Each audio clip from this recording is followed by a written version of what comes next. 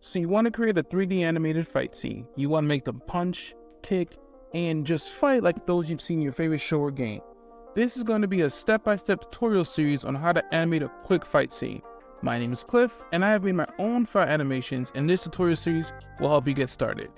The plan is that at the end of this series, you'll be able to pick up the knowledge and tools necessary to create your own fight animation. To start things off, I have created other fight animation tutorials, which are really overall breakdowns and tips on how to create a fight scene, but the information I have in those videos I will be also breaking down in this series as well. I will be using Autodesk Maya, but the principles taught here can be applied to any program. This is not a beginner Maya course. I will slow down and explain everything that I'm doing, but I wouldn't consider this a how to learn Maya tutorial. I'm also not planning to go into the advanced features just yet. I really wanted to do something simple that anyone can pick up. There is an Intro to Maya Learning series on the Maya Learning channel that you can watch really quick in order to be able to get the beginner basics enough to follow this tutorial series. Okay, so let's officially get started. I'm going to go to File, Open Scene, and find my character rig. A character rig is what you need in order to move the character in 3D space. This example is an example character from Mixamo. Feel free to use any character rig you can find online and feel comfortable using, but if you're new, the simpler the character, the better. Link to the character that I'm using and some free sites for free models are in the description. Once we click on our character's controls, click E on your keyboard to rotate and a color ball will appear. If you click and drag around this ball, you'll be able to see which controls which part of your character. Fight scenes are about exchange of movement and action, telling a story through these movements. Is this character fast, slow, prefers kicks, or punches? Each character is different and should approach a fight differently. It's something you should keep in mind when creating a fight scene that your fighters have character as well. A great example is of Eric Jacobus, who does different styles of movements based on the character's imitating. A jab cross will look different on a brawler than it does on a boxer. I will probably be going to a form of a boxer move set, just so you guys get an idea of how I'm approaching this. So the next thing in Maya we need to do is create a character set. A character set will keep our animation data into one place, and you'll see later when we're adjusting our timing what we need to do. We're going to go to the top that says Key, Character Set, Option Box, and name your character set. You're going to want to select all keyable under here. I forgot to adjust it from my last animation file, so don't mind that. Select all keyable and select Create Character Set when you're done. Nothing changes except in the bottom here, you'll see that your character set will be selected. Now to give the scene a bit of environment. We're going to create a simple floor because right now there is nothing under his feet, so that when we place his feet or move the character, you want it to feel as if there's a ground there versus nothing. So I'm going to go onto the shelf here, select Poly Modeling, select this square, and that's going to create a plane. You probably may not be able to see because it's so small, but once I go into my attribute editor, I'm going to select the scale and increase it to 100. It's still a little bit too small, especially when I have the character moving, so I'm going to increase it then to 1000. And from then on, now you see that if I move my character up and down, it now looks like he's going through the floor versus before where he was just in the air in 3D space. Even if you rotate the camera and you look under the floor, that you can't see the character. So now that we have it in place, we're going to go ahead and make it easier because I'm going to be using the controls on his feet to move the character, and I don't necessarily want to be bothered by clicking the floor. So I'm going to go up to my shelf and clicking the same type of icon, but it's going to be blue like the plane, and the option to select the model. So what that does is that now with that deselected, I can still select my character, but I cannot select the floor. So if I want to go ahead and select the floor again for any reason, I can go up and unclick that button. So therefore I can move it, but until then I'm gonna keep it unclicked and going right into animating the character. So with the character selected, I'm like to also have auto keyframe toggled. So on the bottom right here, this circle, this icon here, will be able to go ahead and create my own keyframes. So when I move my character, a key will be set on the timeline to keep that animation data in place. I'm going to switch my animation to 24 frames per second. And finally, we're going to go ahead and get started. So I have my reference pose here of the boxer in the boxing stance. So I'm just gonna go ahead and create my character and put him in the pose that the boxer is in. So when I select the character, I'm gonna go ahead and use the move and rotate tool. The move tool is with the hotkey of W, and once I switch back between W and E, I'm able to go ahead and move the character to start to get him into the stance. I am also going to be moving around a lot, so in order to go ahead and have one camera in place and the other camera where I can move it, I'm going to go ahead and select an extra screen just to make it easier for myself. And this is just my personal workflow that I'm used to. If you prefer to have it where you're just watching the one screen, that's fine. But if you want to follow along to the workflow that I personally do it, I go to panels, layouts, two panels side by side. So it separates into two panels where I can go ahead and see the character in full on one side. If I want to move around the character on the other side, I can. I'm also going to go ahead and deselect everything and then reselect only the polygons so I only can see the character here when I'm moving it around. I don't see necessarily anything else.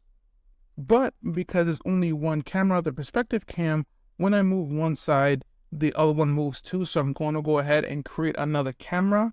I'm going to go ahead up to the shelf here, select on rendering, and create this camera here that's very small. So when I go to you can still see it on one side because it's hidden on the other one. I'm going to go to the right on my attributes, increase it to 100 so you can see the character. But because I want to be able to see the character on one side, then the other for a different camera, I'm going to go to the panels, select camera 1, and you'll be able to see the left has camera 1 where the right has perspective, so I can move around now without having the other character move. So I can start to put some of the poses in place, and this character, I can see the full view. All right, so I'm gonna go ahead and continue posing the character here. When we're creating fight scenes, we would need to have a general understanding on how the bodies move. So knowing how to position the body's parts to create poses, because when it comes to animation, it's technically a sequence of poses that place together to form an animation. So the better and stronger and more accurate the poses are, the better the animation. So I'm going to do my best to go ahead and match the character to the pose the best way I possibly can.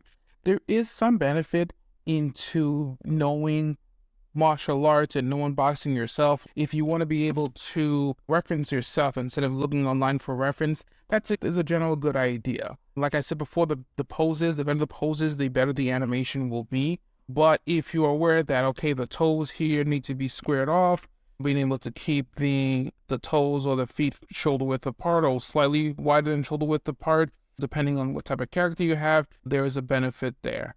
Feel free to mess around and really get into your poses, really trying to create the best possible pose that you can.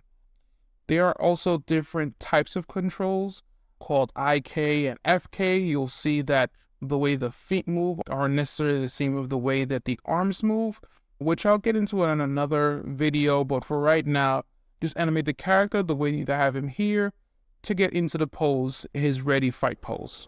I'm not going to mess with the fingers as of yet. Right now, I'm going to go into the other arm and going to move the arms into the position similar enough where he's into the pose. So I'm going to keep adjusting back and forth between the two arms just to really fine tune and really make sure we have it close to the pose or close to a nice enough pose as possible. Even though I'm looking at a reference and even though I am trying to get to the reference as good as possible, I'm also looking at my character, and if I feel that it looks a little weird or a little wonky based on the reference, this is why I keep moving the camera.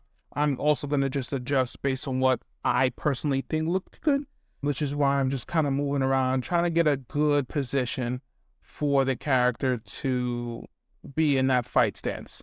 It looks pretty good. Maybe the knee could be brought out a little bit more. So I'm going to bring out the knee here, adjust the foot so it's a little bit more flat.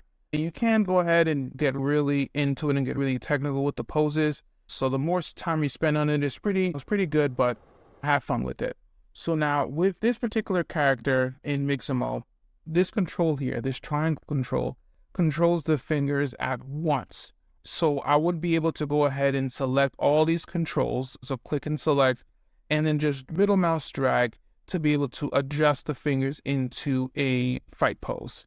You can use the controls on the fingers if you want. It is a lot better if you can go ahead and skip right to it. Most characters, in Maya at least, have some sort of control like this. If you have any other program, you may have to do it individually, depending on the rig or whoever has set this up. Now that I have done it, I still feel like the arms are a little bit weird, that the thumb is a little bit weird. I don't necessarily see any controls to adjust it. I could be blind and it's right in front of my face and I can't see it. If I do the curl, it doesn't look like there's any other options, but it's not a make it or break it or it's going to adjust the animation. I'm going to keep going.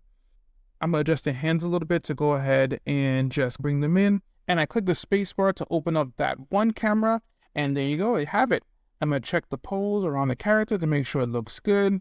It looks good. He's ready to go ahead and get into his first little fight here. All right, so I'm going to click the space bar again. And what that does, it brings back the last view, which is going to be the camera on one side and the viewport that I'm using on the other.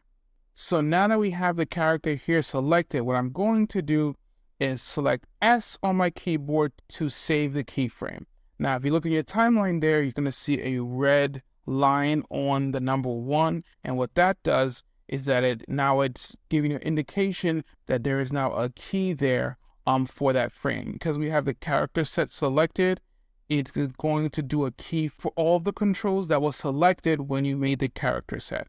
So now, because everything was selected, you press S on the keyboard, the entire character went ahead and has a keyframe on the timeline. So the next thing I'm going to do is I'm going to move to a different time on the timeline. Make sure it's very important that you move to a different time on the timeline. Why? Is because if you start to move the character on the same key, it's just going to overwrite everything you did already. So make sure you move to a different time on the timeline.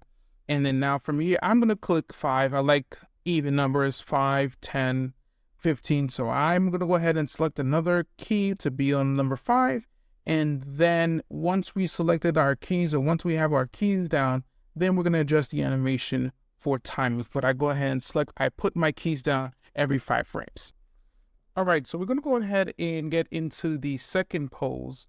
It's going to be the anticipation pose to the punch. Now, I'm going to have my reference here of the next pose in order for him to move into and just start moving the character. Now, because we have a different frame for it, we're on frame 5, any new animation data that's being saved will be saved onto the new frame. So you can go ahead and just keep making the changes that are going to match the character to the reference photo. So I like to start with the feet and the lower body first before making my way up to the upper arms, and you can do it at your own pace or just as you can. The closer it is to the reference, of course, the stronger the pose may be, but like I said earlier, I like to go ahead and make the changes to make it as dynamic or as interesting as possible. Something to note is when you're looking at the references, you'll see that especially when it comes to at least this type of punch, the body kind of leans in to prep the weight of the momentum from the bottom up, right? So it's not like you're leading in with the punch, right? And the next thing you're going to do is have the body get ready and build that momentum up for the punch. And once we have it set up here, we're pretty much good. So I'm going to go ahead and look at the model here a little bit, make sure that everything looks just where it needs to be, make any final adjustments. But if you scroll back and forth between the two frames, you'll see that the character kind of starts to move into place there, right? It starts to move into the second pose. So all the keys are saved onto the frame 5, and the keys from frame 1 goes ahead and transitions it from one pose to the other. Now we're going to go ahead and jump into our next pose and jump onto frame 10. And we're going to go ahead and make those final changes and make the last pose, which is going to be the punch pose, adjusting his feet, getting the feet to really be facing forward completely, getting his body fully thrown forward in order to go ahead and make the punch as believable as possible. If you have these controls here, there's going to be, most rigs come with this. Here it's in the attribute editor, but you're going to also want to have to make the pose there for the foot rolled up so it looks like he's on his toes. There's a little bit of jitteriness happening with his feet, which I'm going to fix in a little bit, but I'm going to continue going, really rotating that torso, really throwing that shoulder into the punch, and really making sure that the weight of the punch is coming completely towards the arm there. Let's move his head, looking so he looks at his opponent while he's throwing the punch. Let's move the left arm back a little bit. And I'm going for a very simple, basic punch here. Just bring the arms up. All right, so now that we have the pose there for frame 10, we see that he has a punch there. And now the animation has changed, and what I had forgotten to do was press S on the keyboard and save the animation data on frame 5, and instead of going back. But what happens is, in short, is that any control that wasn't moved didn't save the data, which we can go back and adjust. It's not that big of a deal. So I'm gonna go back in and just bring my arm up forward. I think he has a little bit more of a momentum in this than he did in his first pose, but still looks pretty good. We just got to make sure that we press S now on the other two poses just to make sure it stays in frame. All right, so now that he has the 3 poses, I'm pretty happy with, right? So the pose 1, pose 2, and pose 3, I'm really happy with. I think the anticipation of it is good, but because the computer is interpolating what the movement should be towards each frame, then it gets wonky. See the arm come down all the way to go forward for that punch. So what I'm going to do is I'm going to highlight these keys, and I'm going to go ahead and change the tangents to stepped, and changing the tangents to stepped, we'll go ahead and just focus on the 3 keys that we have. And this is what we call blocking, right? Anytime you see any animation in this type of sets, it's blocking. We're putting on a key poses. We don't necessarily want to confuse ourselves with what the computer makes it look like. So the blocking pose will give us an idea exactly of how it looks like with just the key poses.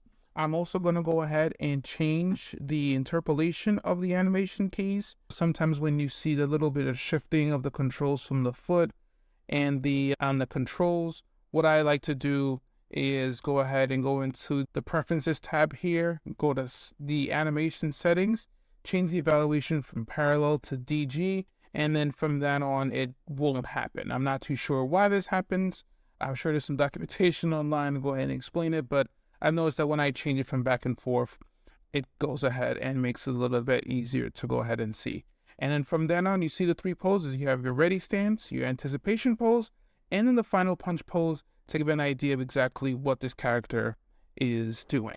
Now, what you see also here is how even the poses are, right? The anticipation is on frame 5, and then the punch is on 10. So it gives it a very linear type of spacing in between each two. There's really no time for buildup, and it's not necessarily the character waits too long or is very quick with this punch. It's a very pose, right?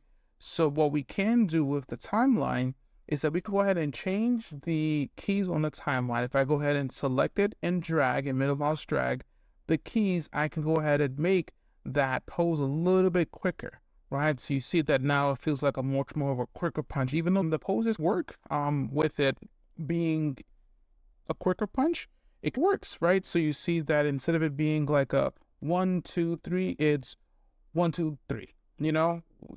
So I like it. I like the speed of it. It's a much more of a quicker punch. And while we're in the blocking stage, we can go ahead and adjust the frames. We can adjust the frames to give it a sense of timing. If I want to make it a little bit longer, if I want to go ahead and accentuate the punch, let me go ahead and try to move the anticipation pose to frame 9, the punch pose to frame 16, and even then you have that 1, right? So you build the anticipation a little bit more with it, but I really feel like I want to push that anticipation pose a little bit more. So let's go ahead and really move the final pose out way later, right? So I'm moved all the way to 23, right? Even then, that looks good, right? So now you really feel like this character is powering up for that punch. So we could even, if we needed to, we could adjust that pose if this is the type of time we're going for to really look like he's powering up for that punch. You need to make it a little bit later. Then it really winds up and it really delivers that punch. And I really like the way that it feels also when you go ahead and let it wind up a little bit more to go ahead and give a little bit more weight to that punch. So take a chance, see how you like your punches, see if you like it medium, short, or long. What I'm going to do is I'm probably going to bring it back to a medium pose, maybe a little bit quicker. Let's see. Let's try 4 and 7. Yeah, I think 4 and 7 looks good, right? It gives a little bit of anticipation while having a little bit of a quick release. So from now, I'm going to do is I'm going to go ahead and do the last few poses, right, to go ahead and bring it back. He's going to throw the punch in and come back to his original stance. So what I'm going to do is going to go on frame 1. I'm going to go to select the character. I'm going to middle mouse drag frame 1 to a separate frame. Like I'm going to choose 15, and then I'm going to select S on the keyframe to select keys. And what that happens is that since we're still clicking on the character set, any pose, the pose from frame 1 or whatever frame you selected will go ahead and be copied into the next pose. It's almost like you're just dragging it, you place it to that frame, you press S, and then it goes ahead and saves that pose there. Now, because it looks like he lunges into it and jumps back, we're still needing one additional pose to bring him back into that stance, right? It looks like he like punches it and then shifts back really quick. So what we're going to do is add an additional pose between 7 and 15. So I'm going to put one at 11. I'm going to also copy the pose from frame 4, right? So it gives it a little bit of a, okay, he punches it and he goes right back. So it's like forward and then reverse. I'm also going to make sure that it's stepped. I think the step is on the first few keys. I want to make sure it's on all the keys. So now the only thing is that you're not going to be winding up your punch once you finish it, right? Your arm is you just had your momentum come out of the punch. You're not going to bring it all the way back. So your posing, while similar, is going to be different. So I'm going to bring the arm down and I'm going to shift my weight. Instead of forward is back, right? So the character now, after he's finished the pose, now it's time to go ahead and lean back. He's going to move with his body first to go backwards, not with his leg first. So I'm going to have the character move back a little bit, and you'll see that between 4 and 11, while similar poses, one has that forward momentum, the other has the more AV reversing momentum into the other pose. Let's shorten on the timeline here. So if I go ahead and press play, you'll see that he has a little bit more of a, punch and then step back, right? That's a much more of a believable sequence there, right? So he shifts into the punch and then he steps back. We could go ahead and adjust a little bit more. I think that I probably could have left the foot in the pivoted stance there a little bit, but I think it looks good. I think it looks good from where it is. And there you have it. Your character has now delivered its first punch. Let's go ahead and press the space bar to go ahead and look at it in full view. And you have your first animation here. To see fight scenes virtually anywhere, they have a lot more moves. Sometimes it can be simple, sometimes it can be really complicated, but we're going to go ahead and add some moves into our sequence here to build out our choreography. Just a reminder that this tutorial series is brought to you by Autodesk. They want to support the channel and they thought that this series would be nice. That would help out a lot of people out there. I'll be using Maya for this. It's my main program of use. And it's more than grab it for free if you're a student. Or if you're no longer a student, there is a Maya Any license, which is the one that I use. Link is in the description. All right, so we have our punch here, which is cool. I really like what we created here, but I want to go ahead and make it just a little bit more, more brought out. I have my choreography piece here that I'm going to be referencing. I'm not going to go ahead and make it a one-to-one translation. I'm just using really to have an idea of what exactly I would like, but I'm just using it as more of a guide for my choreography versus a one-to-one translation. It's not going to be like I'm going to be watching it every frame, just to be able to go ahead and create it. From here, we have our crosshair, our punch. So we're going to go and build it out some more. Let's see what we can do. So we're gonna go ahead. The next move we have is our hook. All right, we're gonna extend the timeline to about, let's say 30. Just give us some more space. And we're going to switch the panels to the side by side like we had before, just so I can animate in one frame, in one window, and then you can see in the other. I'm gonna remove the curve nodes here so you can really see everything that's happening here. Okay, so from here, the next move is going to be the wind up for the cross here. We're going to go ahead and just start at like 5 frames like we usually do. But actually, I'm lying to you. Since we are building it out, the character actually pushes back into a rest pose here. So it can loop, right? So that's what we have here. We have it to loop, but we don't want the character to go ahead and punch and then come back to do another move. We're going to go ahead and remove these 2 poses, the 13 and 17 here. That way, once he punches, we move into the next move from there, from frame 7. And this was cool for the first video, but we're going to go ahead and delete this here. Feel free to save a additional file for yourself if you want to keep that move for later. And I'm going to give myself 5 frames per usual. And we're going to go ahead into the next pose, which is going to be the hook pose. All right, so we're going to go ahead and just get that going. Reminder to have your auto key on. That way everything could be positioned. And something to keep in mind when you're creating moves in a choreography, you want to go ahead and keep in mind of how fast your character is moving from one pose to the other. You don't necessarily want to create a move where the character's jumping so fast from that movement that it seems pretty jerky. So while I'm creating this hook punch here, I'm not necessarily going to move his body weight too much. Like I'll move it a little bit, but it's only 5 frames, which really is like, I don't know how much quarter of a second that is. So you're not gonna have much time to really move that far. So for it to really sell that movement. So this looks good from the front. I don't know from the side if it sells. I feel like I may have to do something like this for it to sell like that. Right. So there's a little bit of a weight change, but I want to have it a little bit more of a weight change because you want the power to be coming from the waist down versus just the arms. So we're going to move him back just slightly a bit and then turn his body so you really feel like that power is coming from, but keep his face on the target so you really feel like that power is coming from the the torso and the body versus it coming from the arm, and really bring that. Now that's too back. Let's go ahead. This is still on. So we're going to that way. It's easier to, okay. So it's good. And again, even though I have the reference here, I'm not necessarily, since they're going really fast, I really want to make sure my poses are good. I don't necessarily want to use, because that pose is not necessarily the greatest of poses from the reference. I really want to make it as clear as possible what the pose is that might be the ticket there. Okay. So I'm moving from frame 12 to frame 17 into my next pose. And this is really it. Like if you're thinking about if animating is complicated or anything like that, it's really just having good planning. And the more you plan for your any action, but especially your fight animation, the more you plan, the easier it is to really figure it out, because you're just making sure that you're setting down keys.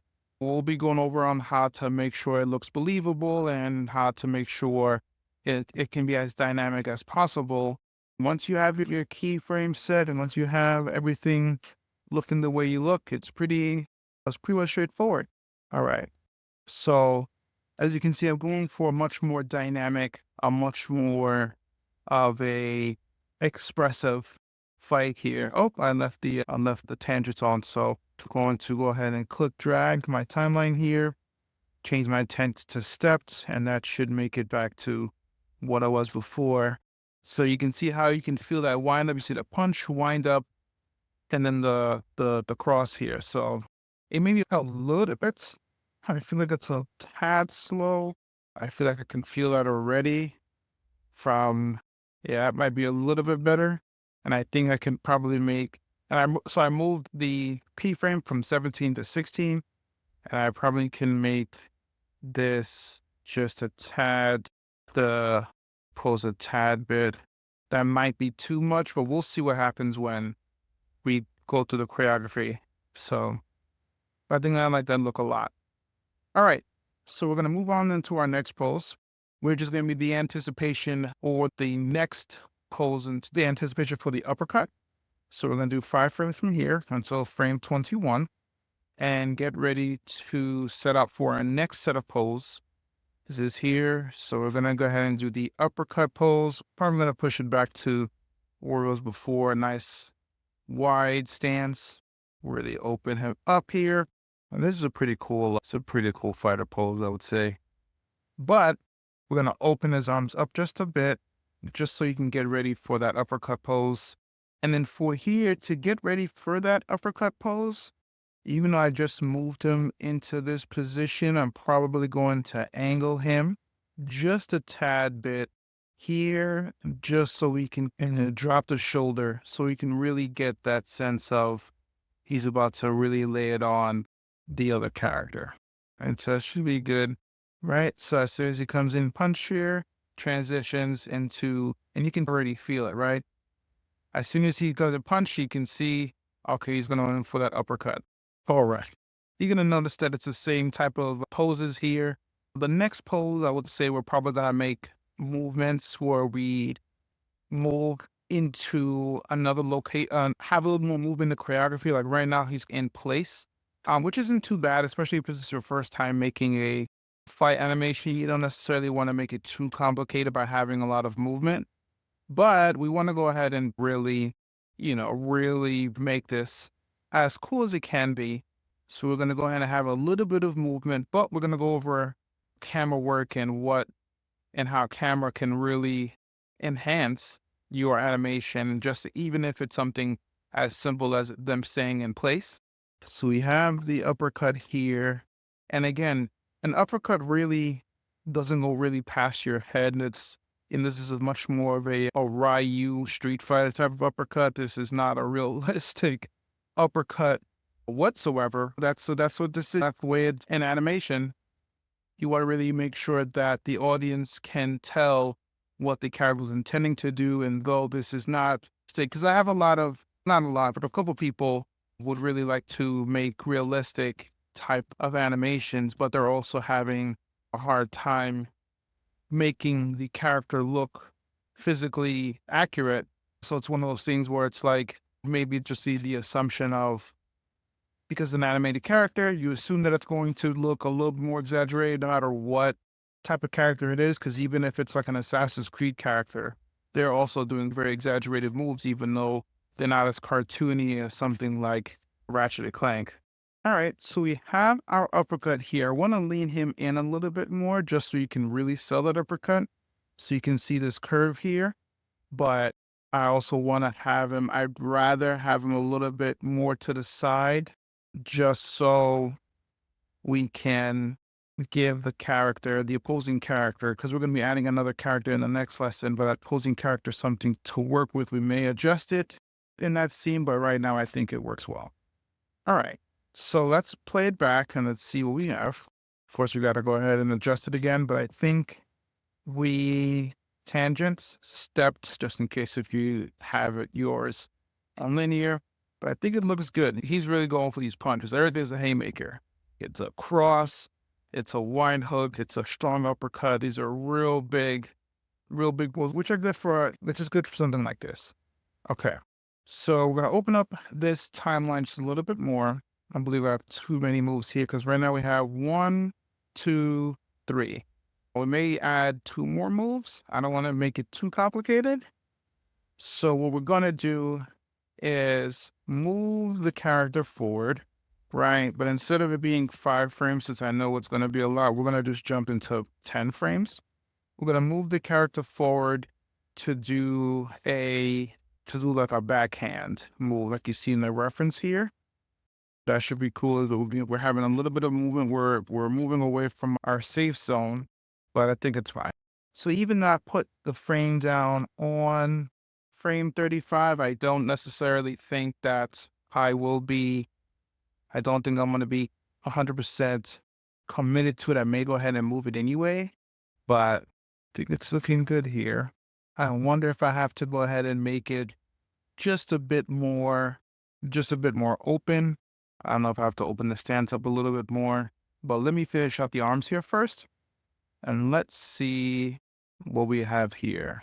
It doesn't necessarily seem as dynamic, I would say, as the uppercut. I think it works for what I have here. Let's see. Okay. All right. Let's see. Pulse is good, but let's see how it is. All right. So we need an anticipation pulse here because what happens is that we're going from a punch move to another punch move. So we're going to need an anticipation pulse here. I'm going to put one on 30 and we may adjust the timing. So I apologize that this is not as clean of a series because we were jumping back and forth on the timeline. It was my first time doing something like this. I hope you guys forgive me. So what I'm doing, first thing I did is I went ahead and copied the frame from one to the other. I went ahead and middle mouse dragged and pressed S to go ahead and copy the keyframe. So it's now the frame is here, but it's also here. So I'm going to adjust it and putting in a transition pulse. So that would be almost like another anticipation pulse for something like this. So it's almost like when he had first made that step there. We'll go ahead and try it out. And we could always adjust the time later, just in case if it doesn't look right. But we still want to have our character looking at the enemy. So this is a nice step here. I want to keep his arm in. So showcase this one because I feel like the camera is going to be behind them, but I could switch the camera around to make it a little bit more. But I really want to showcase it from this side that this punch is happening. So let's see how that looks. That sway would have to be fixed, but let's go ahead and not look at that from here. Stepped. And let's see. That looks better. Again, the timing is still all uniform. I think that we're going to have to go ahead and change that, but I think it looks much better. All right. So from here, we're going to go ahead and move it to 40 for our last move in the sequence. See, if I would say I would change anything, let's see how it looks like with an X.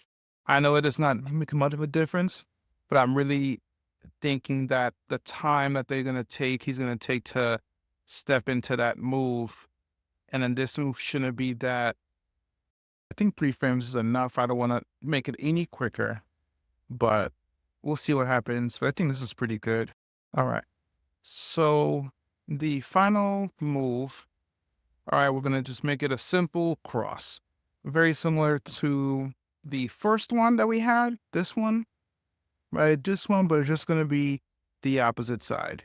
So on frame 40, I am switching him over.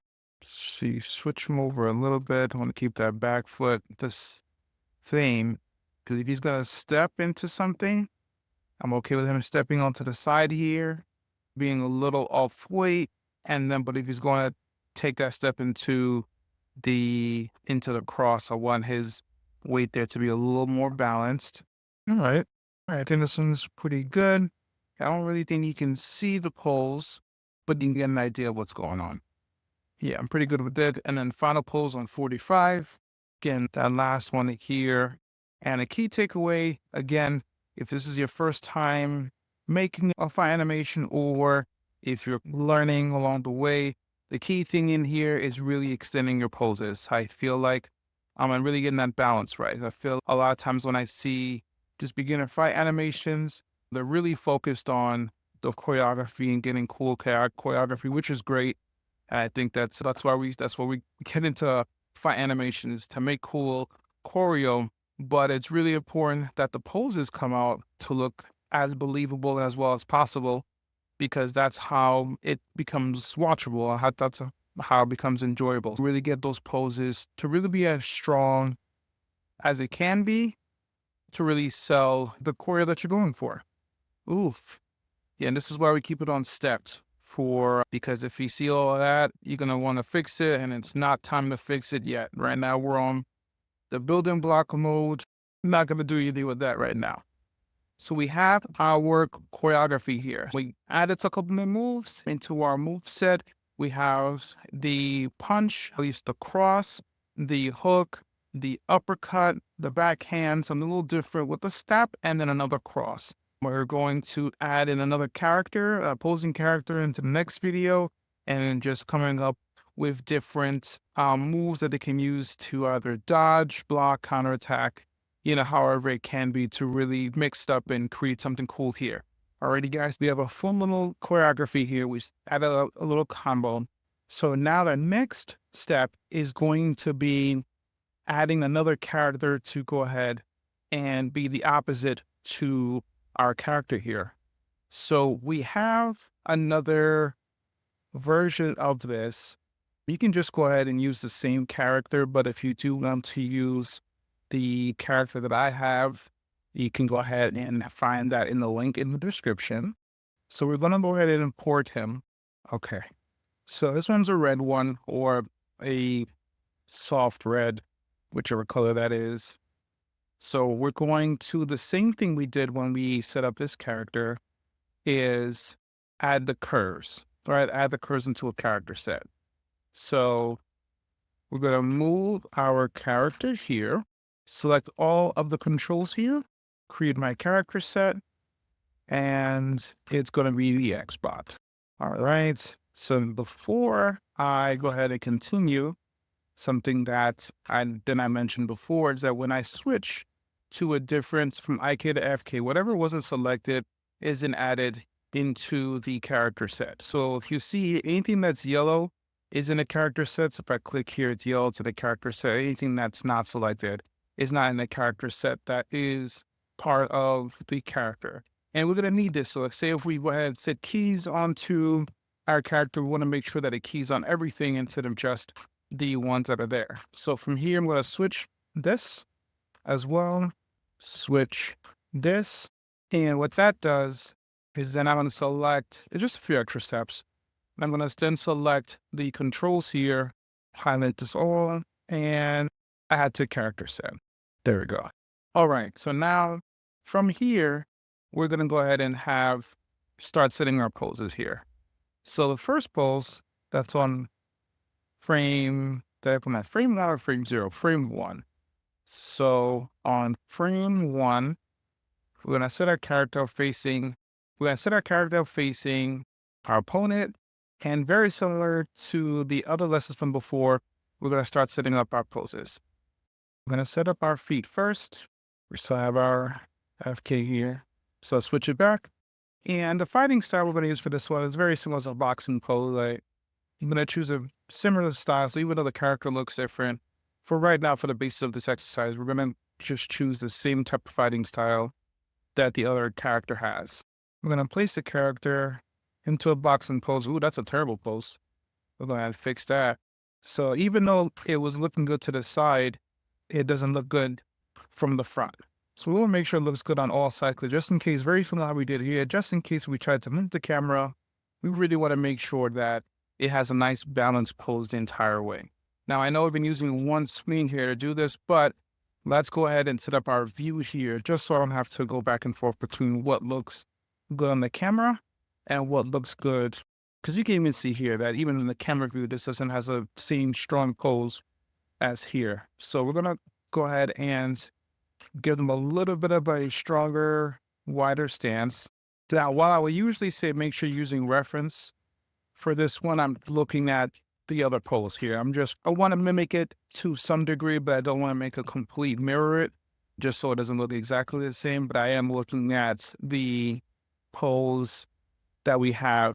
Let's get this to look just as good from the front. And posing is one of those things you can just keep tweaking until you get it as right as you possibly can. So I think this looks a lot better. And it's a pretty good mirror to the other side. I think this can probably go back a little bit more, right, to really set that weight. Okay. So I'm going to hit S on my key I'm going to hit S on my keyboard, and that's going to set a keyframe on here. If you go ahead and change the timeline, it should be fine. But if you set another key, it won't set. So for the auto key to set in place, you do have to press the S one time first, and anything after the fact will set its own key. All right, so that is the first pose. So right now, especially for this one, we're going to just set key poses to the same poses, the same times they have here. If there's anything where I feel like, okay, we don't need necessarily a pose here, I won't set one, but for the most part, we're going to just go ahead and match up to the timing that the character has here. So the first move is he's prepping in for a punch here. So now the first thing is this punch is obviously not going to hit our character here. So I had set this pose up to be here to begin with, but we're going to adjust the pose for just the location. So if we know for the most part it's going to be here, we can eyeball it and change it up there. So let's say if we were to set it key 1, and we can just move them a little bit forward, check back on frame 7, and it's there. Now we could move it a little bit closer to really double check. And I feel that's a good, like, even though it's not necessarily going to go through the character, I think that's a good enough spot where, if the animation is playing pretty quickly, you're not going to, if I were to make a reaction animation here, it would be believable that it was here. It would have been believable if it was over here, but it's a lot more believable if it's here. We could make it a little bit closer if you want, but for me, I think it's good right here. Because the first move is a cross like this, we're going to set up a block. The block is going to be like a medium block, a very fighter game type of block where we're just blocking with the side of our arm. Nothing too complicated. For the purpose of it, especially a defensive character, I really want to do strong poses, and you want to sell the animation kit, right? Because a big thing about these fight choreographies is that it's not only just the character who is doing the attacking, it's the character who is receiving the hit. If the person receiving the hit is not phased or not 100% selling the hit, whether it's supposed to be strong or weak, then you lose all that momentum. So you want to make sure that the character is doing its best to give that performance that, oh, I needed to do this dramatic hit in order to sell the power of my attacker's punch, right? From here, we're doing something like this, where now, because now I crossed it over, now it does look like that he was intentionally going to hit him. Let's raise the shoulders up a bit. We want to have it hit the side of that arm there. Okay, I think this one looks good, right? Of course, we've got to remember to put this in our step tangent. So now we have here this move here, right? So now it looks a lot more, okay, let's hit this move was gonna hit me in the center of my chest here, and then I went ahead and blocked it. I moved to the side and blocked it. So it does look a little bit more believable, right? And what we're gonna do here is on the same key here, for the purposes of this, I believe I probably would do it beforehand, but maybe even after. But for the purpose of the stepped animation, we're going to show the anticipation to the block. Now, the character could very well, and I'm just doing this to show you, could very well just go into this move here, right? So he does a punch, but if you can see it, even in the fast motion, let's see, it's different. So you can actually just rotate the loop here. So you can see that even if it's here, you may think, oh, okay, cool. What's wrong with that? What's wrong with just moving into this pose here? What happens is you're not selling anticipation to the pose. And now this may work in a realistic fight, but because we are animating, we want to showcase the movements as it would be in like a film. So here on frame 4, we're going to do a little bit of an anticipation for it. Now, the more exaggeration you do to the anticipation, the more dramatic it will be. So something like this, not much, but we're going to raise our arm here, and this is like the anticipation pose. All right, so let's step it all out. So let's save a lot. So that's the flow a bit. So it's up, down. So we're gonna do a little bit more anticipation to really sell it. But I don't want to do too much because it's only 3 frames. So I don't want to make it seem like it's this big move that they're about to do. I need to make sure that all this is in steps. Okay, my fair. Now from here, the only thing is I want to make sure that it looks, get my animation lines here. So there's like a little bit of a line coming up. If I do this, what is up of my tangents here? Let me just make sure officially stepped. Okay, let's try this again. All right, much better. I think this looks good. All right, so now that we have this, now we move on to our next pose. Now this one is going to be what? That hook, right? So we haven't animated it, so we're going to give another move here. So our assumption is that he comes and swings, he comes all the way around for that pose. So what I think would look good is this pose here, this character going under and dodging this hook. Okay. So I think, so while we're here on this side anyway, we're going to go ahead and do this dodge from the same side. And I'll explain why, because the anticipation pose is going to be on the right side. So it should make a little more sense once we add the anticipation pose in, but we want to make sure that this character is rotating the whole way. I feel like that probably should be exaggerated a little bit more. Hopefully it's not too exaggerated. No, I think that looks good. So now from here, what we're going to do is the anticipation, we're going to prep on our right side. We're going to prep on our right side, very similar to maybe our start pose. We're going to keep our arms up, keep our knees bent, because we came from the block pose and we're going to go underneath. So we're going to keep this bent here on this side. Let's see. Don't know why this doesn't stay steps. All right. I don't think that one works. Let's see. I think it's better if instead of it being, I think it works out better. So especially if it's a boxer, instead of it doing a duck like this, I think it's better if it do a weave. Stopping here. All right. So now we see, let's look at our, so we're moving a bit. I think we have it on a different timer, just fine. Put it here. Now that I think that it works a lot better. Okay. So we have our block, dodge, and then we're going to move on to he's going to go for an uppercut here. Now, what I want to do is give my red guy here some moves. So this is our prep move. So we're going to go ahead and set our animation here, but I'm going to change this uppercut into a block and give this character here a hit. So just that it looks like it has a little bit more of an exchange of moves back and forth. So let's see here. Maybe we can move this up. And then for my weight, we're going to go against, so this is going to be a high kick.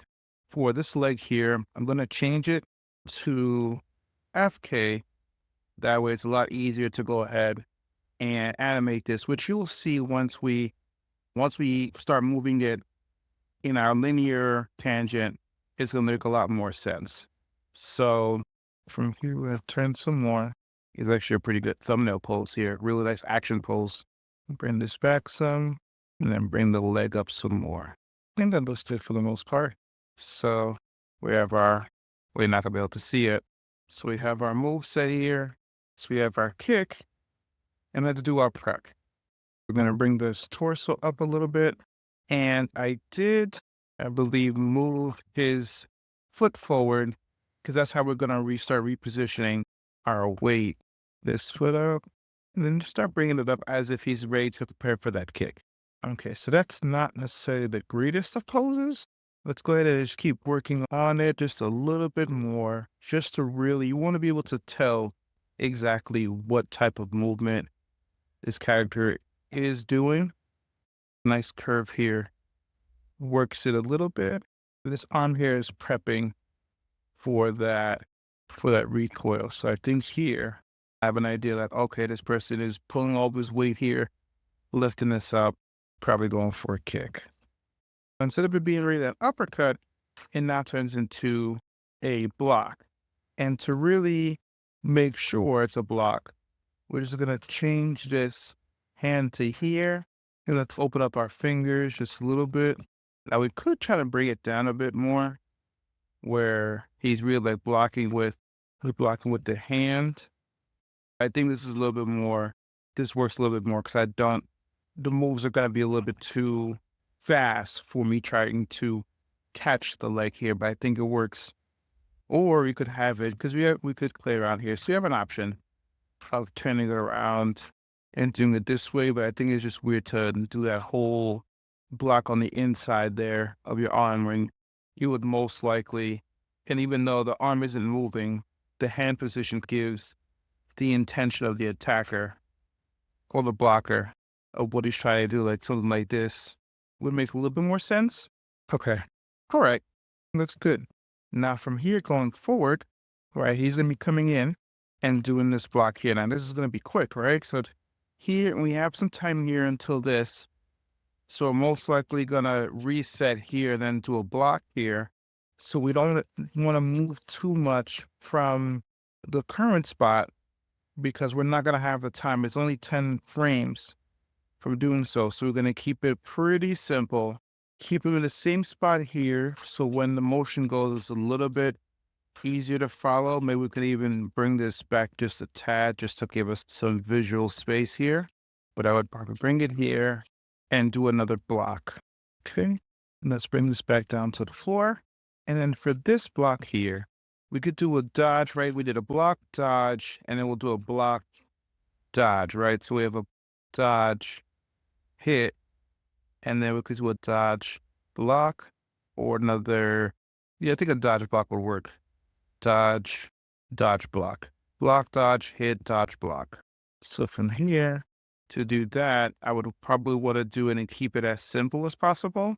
And do, I don't know if this counts, I don't think this is a slip, but then this is just but we're going to angle our character to really lean back to emphasize the dodge, but we're going to shorten his neck so it feels like he just made it. And bringing up the shoulders shortens out the neck too. We then leaning this back some. I think that's a good dodge pose. And then it's really getting there. And now for the opposing character, even though in camera this kind of sells, it's in good practice to make sure that it looks good all around. So from here, we're going to adjust it to be here just for the key pose. He's probably going to overshoot anyway during the animation, but just for right now for the key pose, we'll have it here. And that should sell because as soon as he comes down, we have that. He most likely will just come down, ready for this hit, and then dodge like that. And then we can have I don't want to do a reset. The reset, especially if it's this, I would want it to look similar enough to here, but it's going to look like, and when I'm middle mouse dragging and going to copy, so then it's going to happen here. But I wanted to have his center of gravity a lot closer, so it feels like he's more unprepared of what may happen. And even though this may not be necessarily a main pose, a little bit tense, so the momentum kind of keeps the same. And let's have our arms up as if we're in the middle of deciding what we're going to do, what is the move, how we're going to go ahead and embrace this move that's about to happen. I don't know how that works. Let's get this silhouette here. And I'm working on two poses at the same time, but they're in tandem with each other. It's not the right pose. That's better. I'll be honest, I do not know why this is not setting. Yeah, if I drag, and I'll give that a shot. Okay, so now we'll do the block, call it a Dragon Ball Z block. This pose is going to be the same. His middle pose is going to be the same, but maybe just step backwards a little bit more. So something like this. So instead of it being here, we're going to step back a little more. We'll bring this foot back. So now we're walking. Let's open up our waist here just to get a little bit more, because now we're a little bit more in control this time instead of being outside of control. And then we're going to make this a bit more exaggerated. Maybe not that. I don't know. That is pretty back. So Now what we're doing is we're bracing for this block here. And I'm moved on to the last pose. And these can be adjusted. These poses can be adjusted. We're gonna bring this arms in and get a nice, the arms cross, the Wonder Woman cross, Dragon Ball Z cross, Wakanda Forever cross. But this cross of the forearms to go ahead and get this block going. And bring both arms in. Gonna go ahead and give them a little bit more of a stable footing here. Probably still bring it back some. Looking at your opponent, angle to your opponent. I could shuffle this back a little more just to give it a little bit of a stronger silhouette. I think that should do it. And now we have our red character blocked out. All right, so we're just responding to a lot. Since the other character is doing a lot of hits, I figured we'd do a lot of dodges and blocks for this one. So it's a little bit easier. And since we're following the same principles and, copying the same poses, it fits into responding to what the other character is doing. This character's throwing a lot of punches, so this one's going to be a lot of blocks and dodges, but we're going to change it up by alternating between blocks and dodges and the types of blocks and dodges. We put a hit there in the middle, so it has a little bit of exchange. He's very much more so on the defensive side, even moving backwards while the character's moving forward. Let's go ahead and bring this. All right, so in the next video, we're going to go ahead and start cleaning up our characters. We're going to start cleaning up the animation so it's a lot more cleaner and a lot more smoother, so we can really get a gist of exactly how the characters are going to move and how it's going to work with this fight scene. It should be really fun. All right, guys, I'll see you in the next video. We're going to go ahead and clean this up because right now they're skipping into each of the poses. So we want to go ahead and just make sure that this animation is as smooth as possible while maintaining some sort of dynamic action bits. So we're going to go to panels here, back to layouts, and then do the two panels side by side. This is going to action view and then the animation view.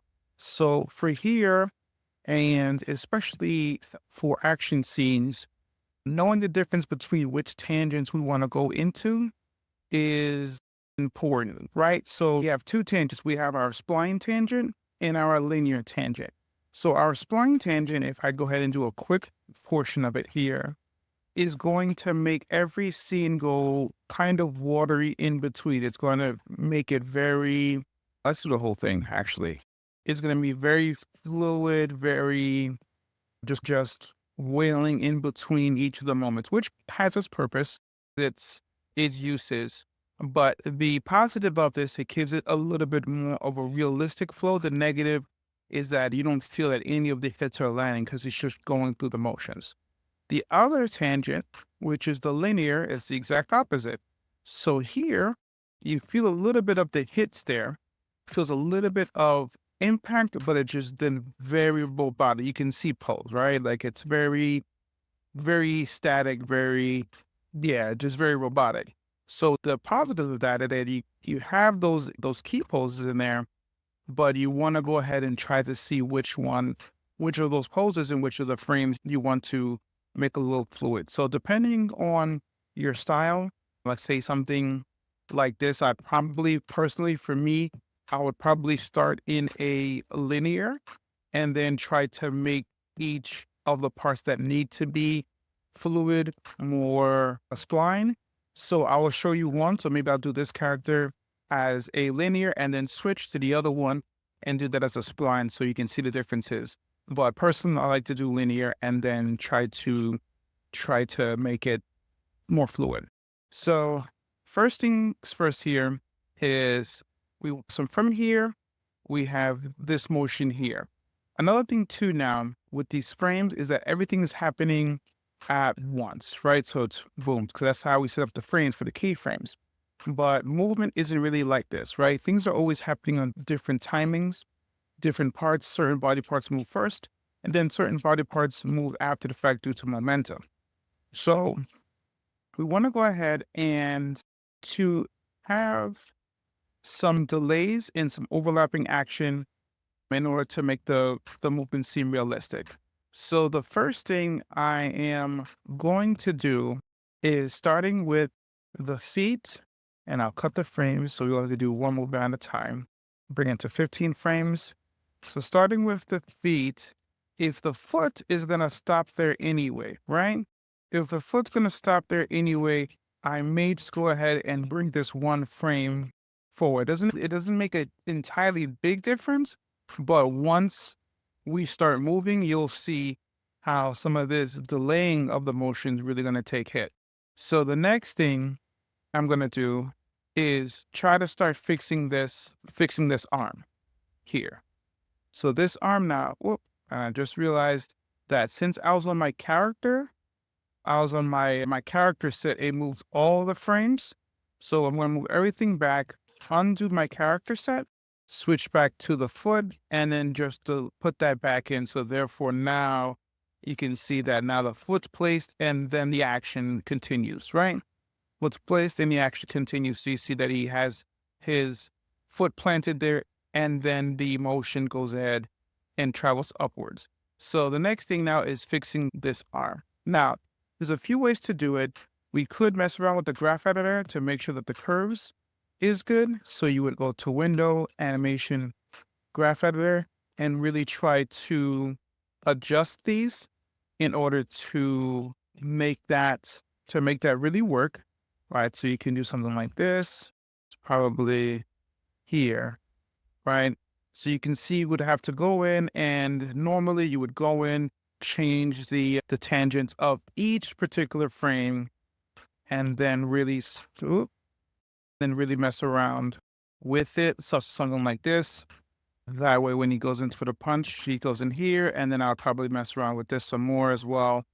But something like this is a little bit advanced. So that would be the direct control on how to do it. Or you can make another key. For something like this, where we're not working in layers, we're not doing something long, you could go ahead and mess with it this way, which is one option. Another option is once you get to here, you can just make another key that you like. And then that way each frame is done. Each has its place. Preferably if you want to go in and really tweak it and really make sure that everything flows nicely in the graph editor, you can do that.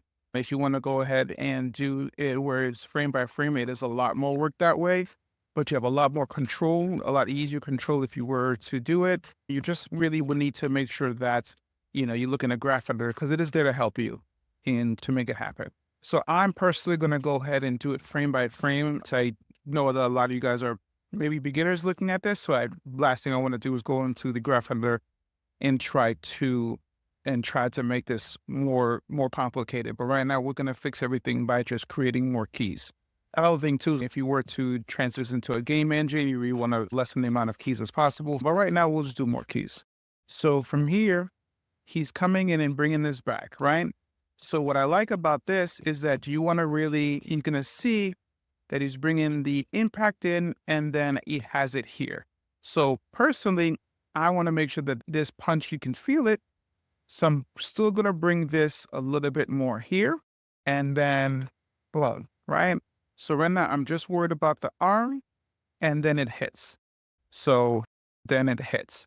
So for here, another thing I'm also going to do is this elbow frame here.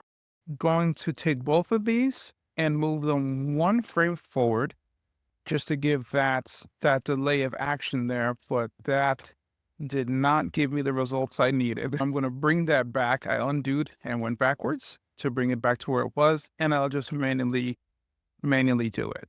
So bringing this here, and then from here, what I'm going to do is move this a little bit closer. This one also is going to be moved in a little bit closer as well. And because again, if this is going to be our camera, since it's visually not there yet, I'm going to still move this arm. Still going to move this arm back a bit, and then he hits there. So then it really feels, let me actually just change it to 7 so you can just focus on the hit. It's really can't tell. It's way too fast. But all right. So as we continue, we're going to see how this goes apart. So now the big thing is that after he hits that punch, he's already going in for this hit. So what I'm going to do is I want to really have this arm here stay there for a little bit to sell this hit. That's going to be the big thing here, where we have this hit, but we're going to go to this pose, but I want to keep this arm there for a little bit.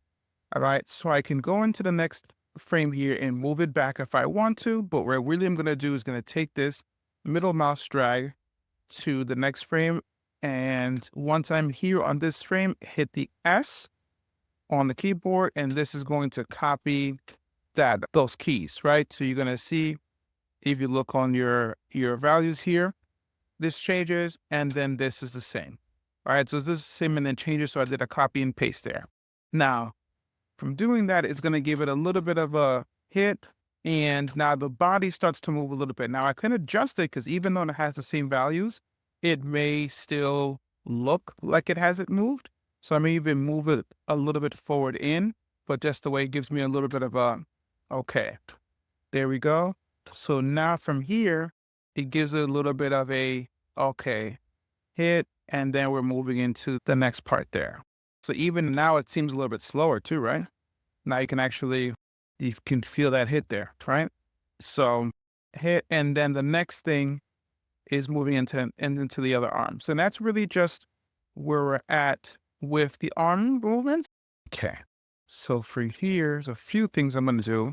If this is going to be my hog back pose, this frame here, we're going to go ahead and bring this out some more, a little bit, so it's fluid. And I know what you guys are thinking.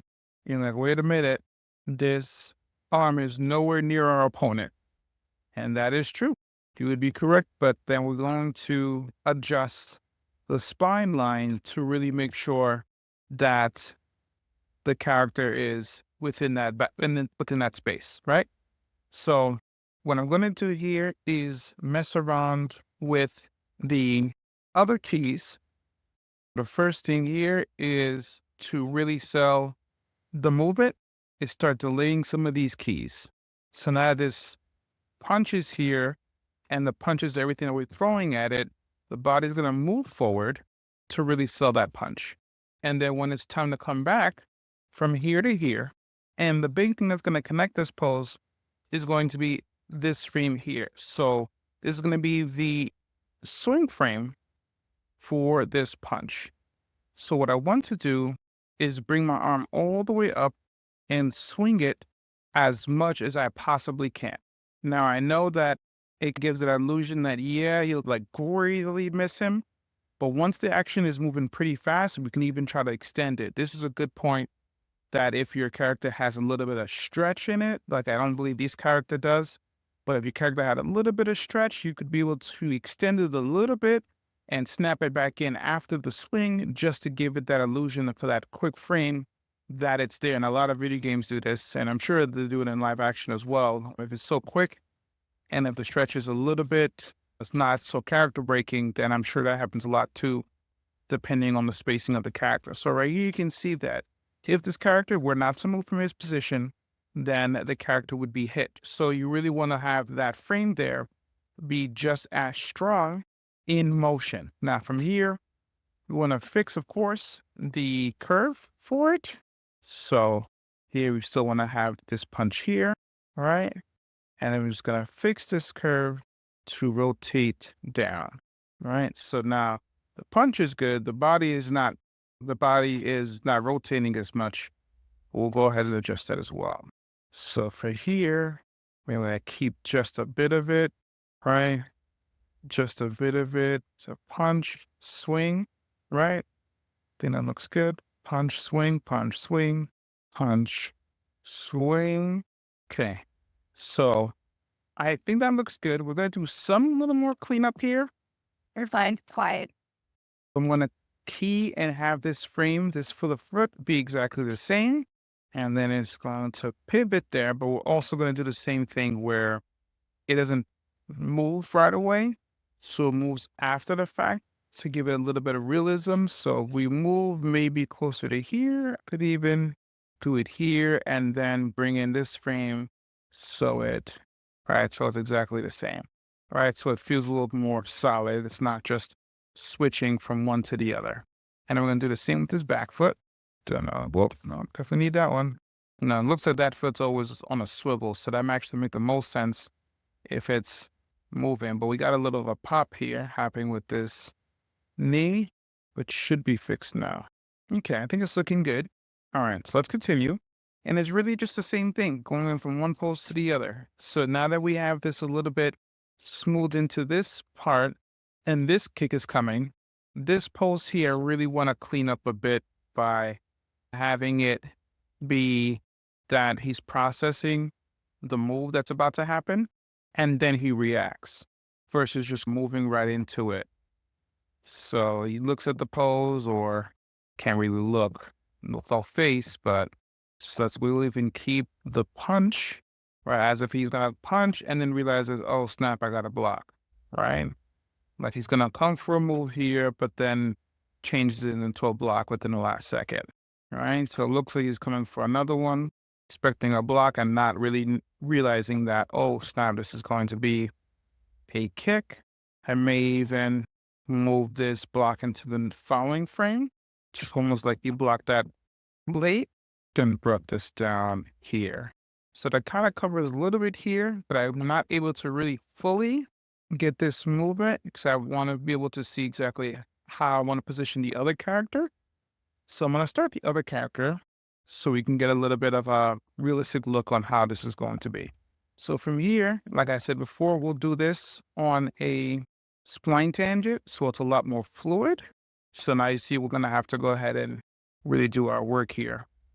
So I'm going to move a little bit quicker since we're going to be doing some of the same thing where we're going to be changing our pose by frame instead of go ahead and messing around with the graph editor. All right, we're going to be keeping this pose the same. Forgot the first rule here. Oh, this is changing into another candle. All right. So this was at a 1. We're going to keep this at a 1. So this eventually turns into the kick, which is here, which is back at the 1. And once we believe is until that's the kick here. So I think even at here, we're still at 1, right? Yeah, we're still at 1 here. And then we switch. We'll get to that in a second. So here. All right, so that fixes that issue. Let's fix this one. What I'm doing is just seeing exactly where the foot's planted compared to the animation, playing the animation, seeing where the body kind of moves, and then letting the feet go there when it needs to be instead of having it just moving the entire time.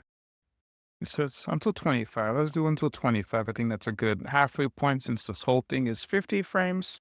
Let's do until 25. And then, all right, I think we're going to end it right here where we're going to pick up the second half of the cleaning for this animation in the next part of the video. See you guys there. Move into the arm here. So this is good.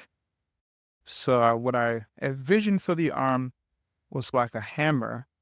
This isn't as smooth as I would have liked it to be. That's fine. This can come up. This could be here. This is here. This is bringing it back some. There we go. And then what I did here is like a squash and stretch type of movement here with this arc. So I wanted to bring it up and then hit it into the position here. And we also want to do the same thing where this pose stays a little bit and even impacted, right? Even impacted from this block. The character moves over to the right, but we want to have the character move more to the left as it was affected by the block, but not have the center adjust so much so it doesn't look all that bad. And how we're going to do that is keeping the eye line the same. So it looks like, especially where the arms are FK, that's a good way to do so, like that. And I believe the character's dodging from the character's left to the right. And we want to make that as clear as possible, even though technically character's coming from the right, sees a punch coming from the right. You want to slip to the left, then come up. So if I want to make this a little more smoother, we might be changing some of the animation, but let's just say should be the same either way. So characters here, but moved here to come here, right? So let's say we actually moved in this direction, never came to that direction, flip there, and then came up just like that, right? So if I do that, then go then dip underground, and then come up, that should be a lot smoother. Let's see. That's a lot smoother. Now it looks too choreographed, but it is smoother. So what we're gonna do is similar, right? The characters into the punches coming. So after the block here, I want the character to come up just a bit, just a bit, just to be able to see this, which will make the dodge even better. And then from the dodge here, which is really at this frame, I want to really accent it by bringing this all the way down. So now, boom, you feel that, right? Swing, and then that really comes up. So then from here, and then you only really feel that because the character came up. And I'm going to undo it, but I wanted to see you guys, if I went ahead and deleted this and the character just went out, it would feel way too choreographed. It looks smoother, but then the character doesn't look like, the character looks like it's just going through the motions and it knows what's going on. And that's the difference of having just that frame up here, of having it look up, and then it gives you that, whoop, and then barely dodged it.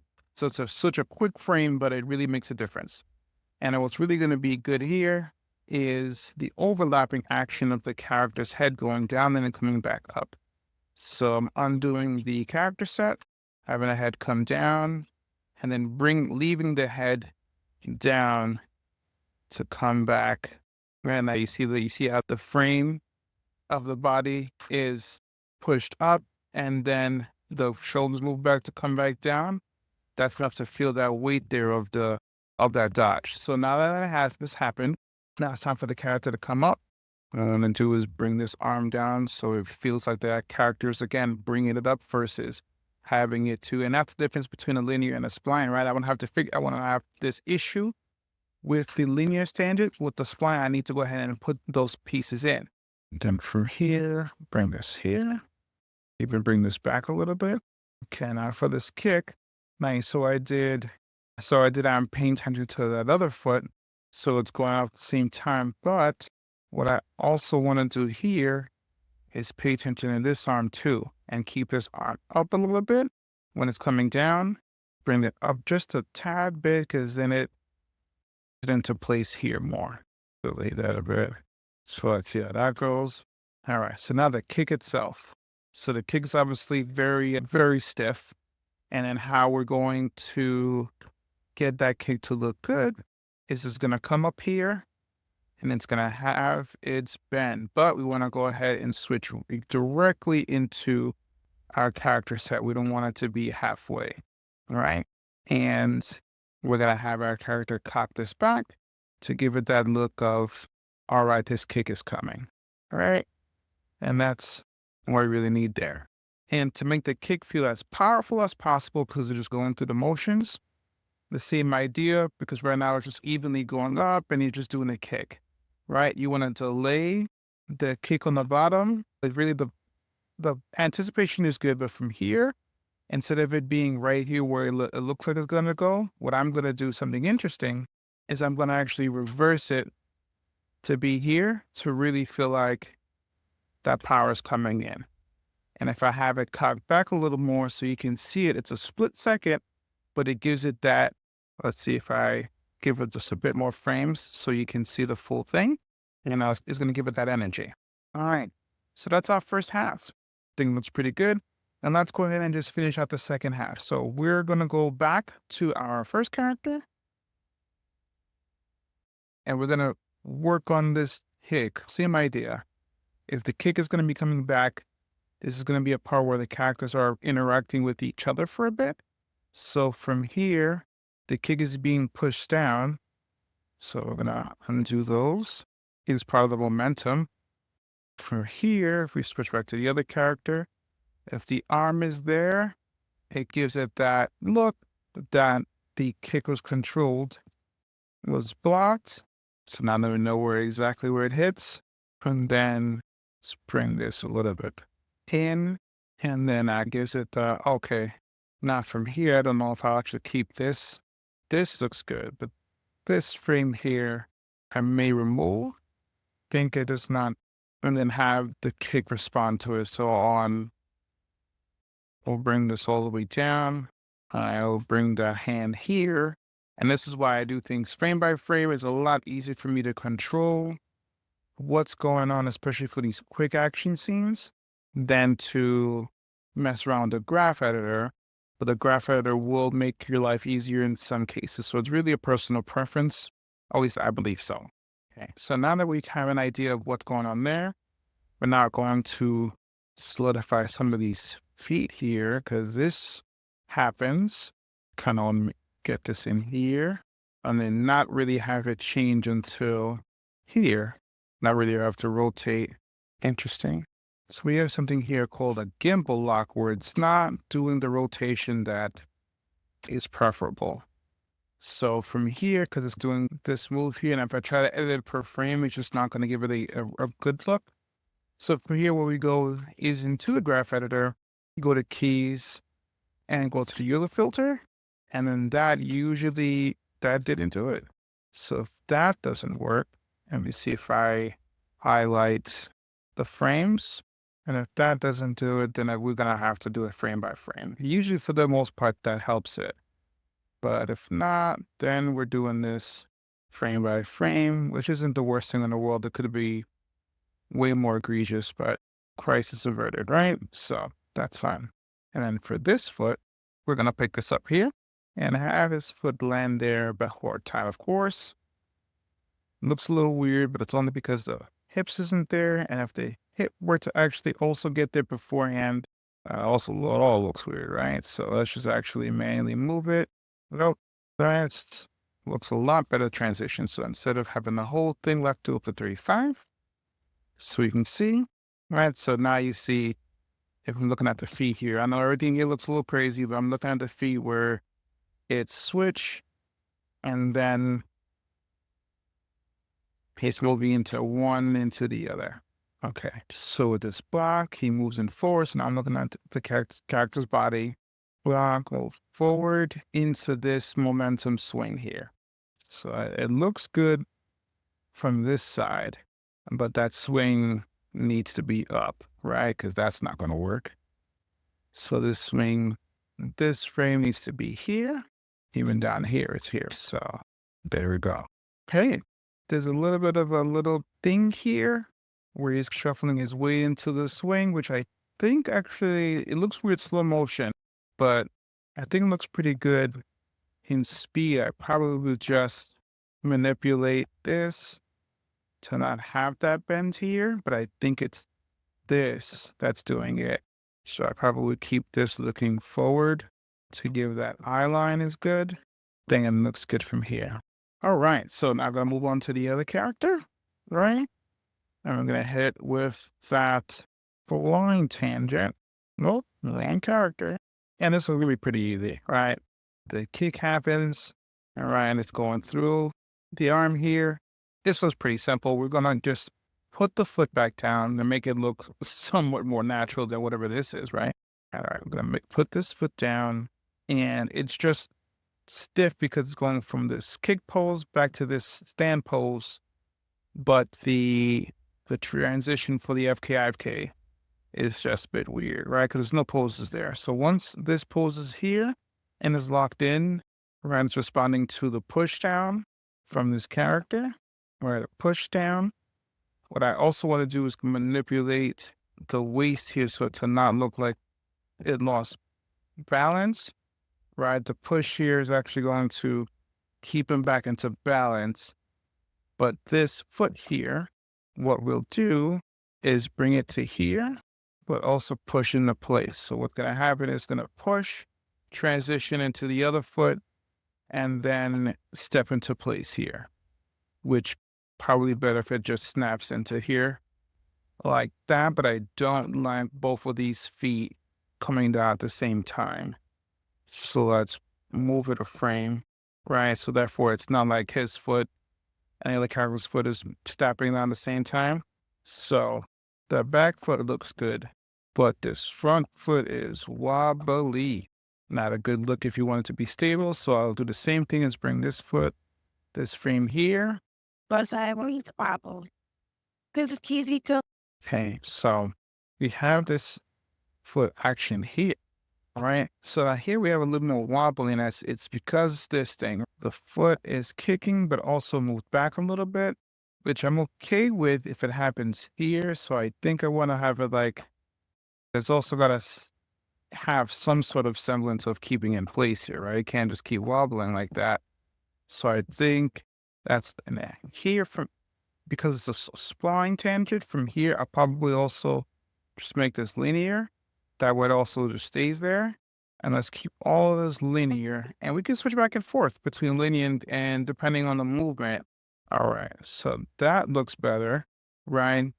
And then we'll keep this, actually this whole thing linear. Should look a lot better. And I think in slow motion or frame by frame, timing of this is pretty well, but I would probably move this body a frame after and not the frame before it hits. So moves forward and then goes backwards, right?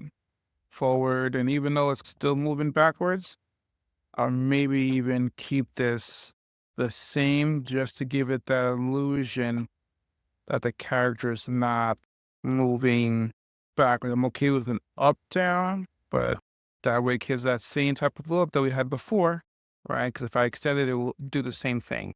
All right. So the last bit of it, so the last bit where this happens, we're going to go back to our first character, give it that linear, swing it all the way around for that momentum. So I'm going to be changing this pose completely, I would say, and delete the keys here, and then come in for this punch here. Oh, press swing, drop the arm around here, I would say. Swing, and then bring it in. So for this punch, so it's happening here, do the same thing where we're just fixing the arc. So I want to see it from this side come out a little bit. It's wacky here, but it's going to make sense around here. And we're adjusting the frames to be here. Hopefully we have there we go, a here. Gives us a little bit more of a path, right?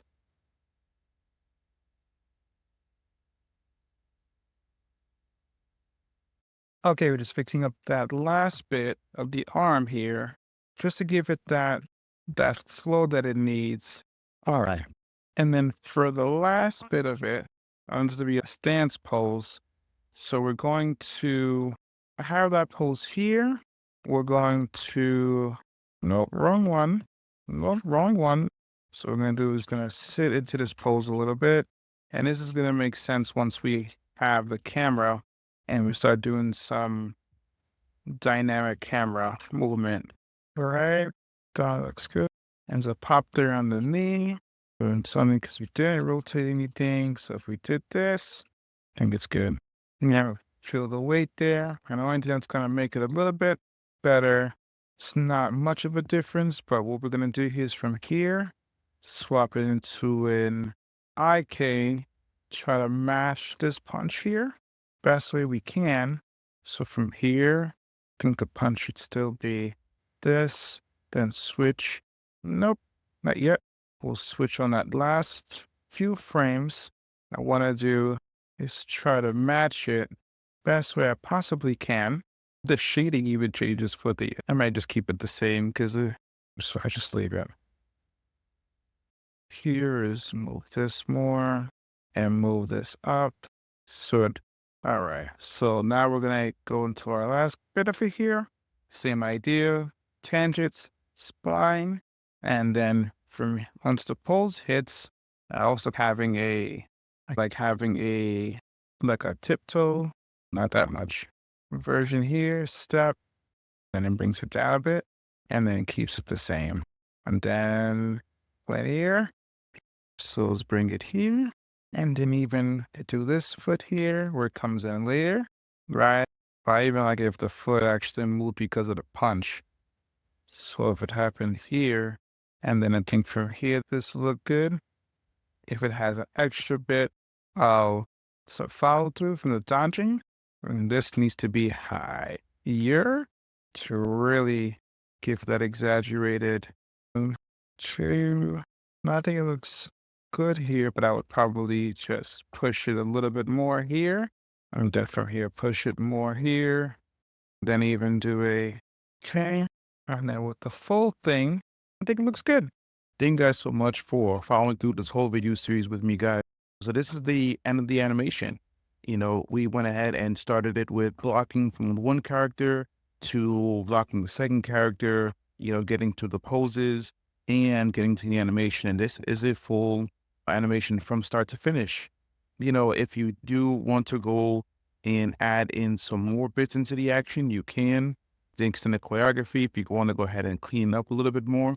But this is a great start for anyone who's a beginner in animation to really see exactly what it takes to really make something like this from start to finish.